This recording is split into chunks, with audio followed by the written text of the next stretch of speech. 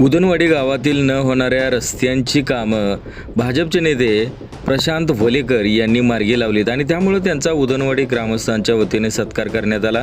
काळामळा, शिंगाडेमळा, खडी वस्ती, रुपनर वस्ती या सर्व रस्त्यांची कामे यशस्वीपणे पूर्ण करून अगदी थोड्या काळात स्वतः खर्च करून ही कामं प्रशांत वलेकर यांनी पूर्ण केलीत। याबद्दल प्रशांतभाऊ वलेकर यांचा सत्कार उदनवाडी गावातील तरुण मित्र मंडळांकडून सत्कार करण्यात आला।